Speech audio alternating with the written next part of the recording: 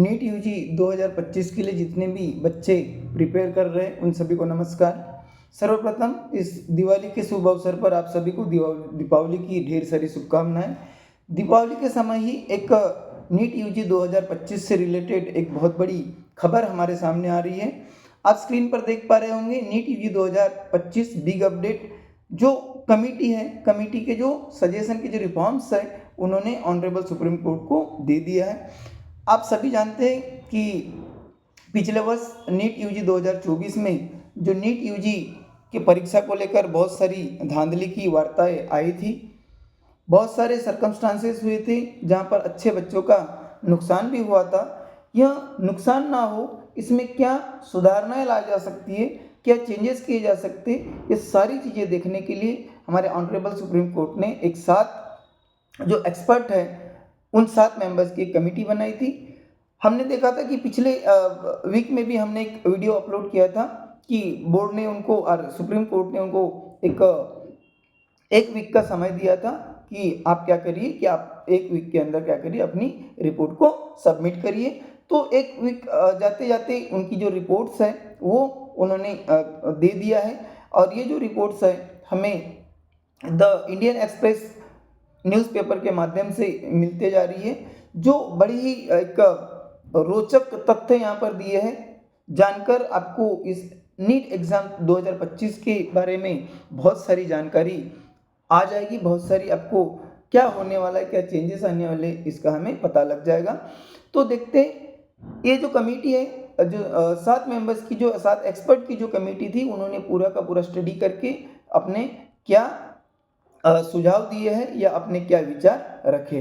तो कमेटी के हिसाब से जो हमारे जो नीट यूजी 2025 से मोड ऑफ एग्ज़ाम कैसा होना चाहिए, तो यहाँ पर सबसे पहले देखते हैं मोड ऑफ एग्ज़ाम। सो ये जो मोड ऑफ एग्ज़ाम इस कमेटी ने सजेस्ट किया है कि holding entrance exam online wherever possible, जहाँ जहाँ जरूरी है उनका तो ये बोलना है कि इस एग्ज़ाम को भी JEE की तरह क्या किया जाए, ऑनलाइन मोड में लिया जाए या CBT मोड में लिया जाए। देन उसके बाद में उन्होंने ये भी बोला है using hybrid model where question paper are transmitted digitally but answer on paper. उन्होंने ये भी बोला है कि जहाँ पर जो क्वेश्चन पेपर हैं वो तो डिजिटली किसको प्रोवाइड किए जाएंगे, सेंटर को प्रोवाइड किए जाएंगे, मगर उनको जो आंसर्स रहेंगे वो आंसर के लिए उनको क्या पहले जैसा ही क्या रहेगा, पेन पेपर ही रहेगा, यानी OMR शीट पर वो क्या कर पाएंगे, आंसर दे पाएंगे। इस प्रकार का अपना पहला ओपिनियन उन्होंने रखा है। सेकंड चीज उन्होंने बोला है कि स्टेजेस ऑफ एग्जाम। तो स्टेजेस ऑफ एग्जाम में भी यहाँ पर बोला है कि ये जो नीट की जो एग्जाम है, conducting a multi stage exam for medical aspirant, जितने भी मेडिकल एस्पिरेंट्स है, जितने भी मेडिकल के कॉलेजेस के लिए यहाँ परीक्षा, एंट्रेंस परीक्षा दे रहे हैं, उनके लिए मल्टी स्टेजेस हो। सेम यहाँ पर भी क्या किया गया है कि जेई में जिस प्रकार से मेन और एडवांस इस प्रकार से अलग अलग फेजेस होते हैं, अलग अलग शिफ्ट में या अलग अलग डेज में एग्जाम चलती है, तो इस प्रकार के भी हम क्या कर सकते हैं, इसके स्टेजेस कर सकते हैं। उनका सेकंड क्या दिया है, उन्होंने अपना मत रखा हुआ है। नेक्स्ट उन्होंने ये बोला कि अबाउट CUET। अब ये जो CUET है ये नीट वालों के लिए तो लागू नहीं होती है, मगर जो बच्चे क्या करते हैं सेंट्रल यूनिवर्सिटी एंट्रेंस टेस्ट देते हैं, जिसे हम क्या बोलते हैं, CUET बोलते हैं, तो उन्होंने भी बोला है कि उसको क्या किया जाए, rationalise the choice of subject. अब यहाँ पर सब्जेक्ट बहुत सारे होते हैं, तो इन अलग अलग सब्जेक्ट्स को क्या किया जाए, रैशनलाइज किया जाए। क्योंकि इस कमेटी का ऐसा मानना है कि जैसे फिजिक्स, केमिस्ट्री, बायो, ये जो एग्जाम्स हो गई है, ये तो ऑलरेडी बोर्ड के एग्जाम में भी वो सेम सब्जेक्ट देते हैं, तो ये सब्जेक्ट को क्या किया जाए, थोड़ा सा रैशनलाइज किया जाए। ये जो सजेशन है ये थोड़ा सा नीट से हटकर है, मगर दिया है तो हमने यहाँ पर ले लिया है।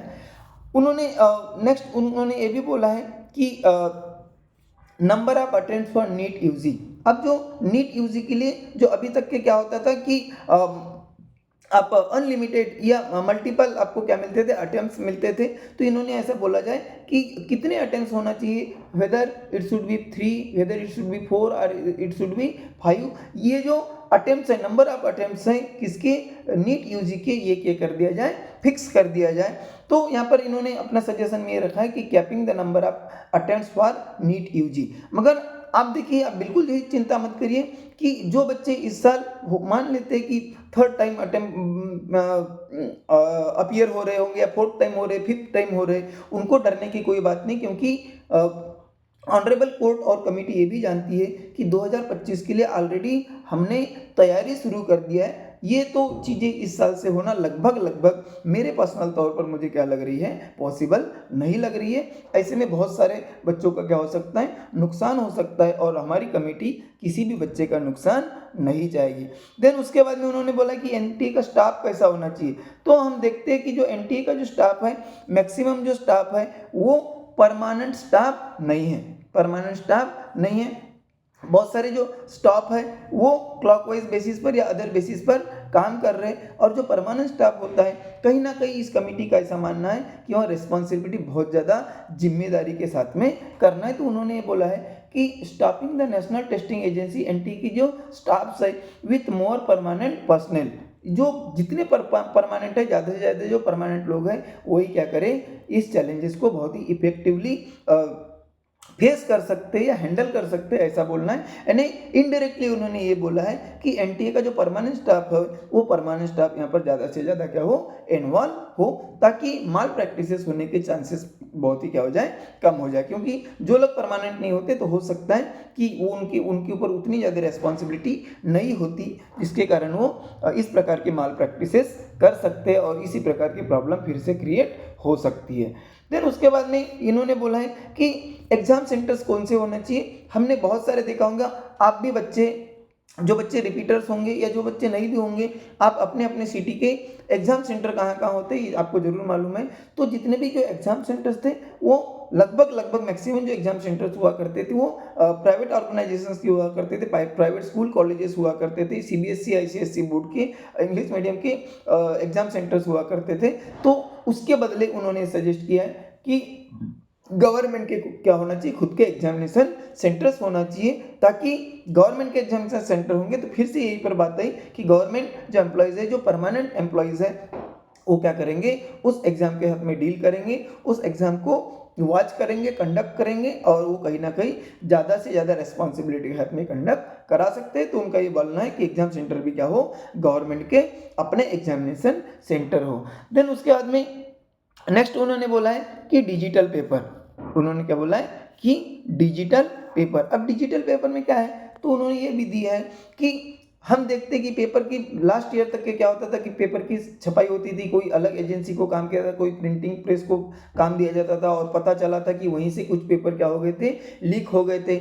उसके बाद में जब मान लेते अगर वहाँ से नहीं होता तो प्रिंटिंग के बाद में उनको कहाँ पहुँचाना होता है, उनको बैंक कस्टडी में पहुँचाना पड़ता है, और बैंक के स्ट्रांग रूम में उनको रखा जाता है। उसके बाद में उसका ट्रांसपोर्ट करके अलग अलग एग्जामिनेशन सेंटर्स को वो पहुँचाया जाता है। तो इसमें जो माल प्रैक्टिसेस है या जिस प्रकार से लास्ट टाइम जो खबरें मिली थी या चीज़ें हुई थी वो होने के चांसेस ज़्यादा हैं। तो उन्होंने ऐसा बोला है कि जो क्वेश्चन पेपर रहेगा वो कुछ समय पहले ही सभी एग्जाम सेंटर को क्या किया जाए, डिजिटली प्रोवाइड किया जाए, ताकि जब हार्ड कॉपी नहीं रहेगी तो उसमें जो ज़्यादा से ज़्यादा लोगों का इन्वॉल्वमेंट भी नहीं रहेगा। ज़्यादा से ज़्यादा लोगों का अगर इन्वॉल्वमेंट नहीं रहेगा तो हमारे क्वेश्चन पेपर सेफ रहने के चांसेस ज़्यादा है। तो उन्होंने सजेस्ट किया कि क्वेश्चन पेपर क्या किया जाए कि डिजिटल मोड में रखा जाए। इस प्रकार से जो उन्होंने लगभग 7 प्रकार के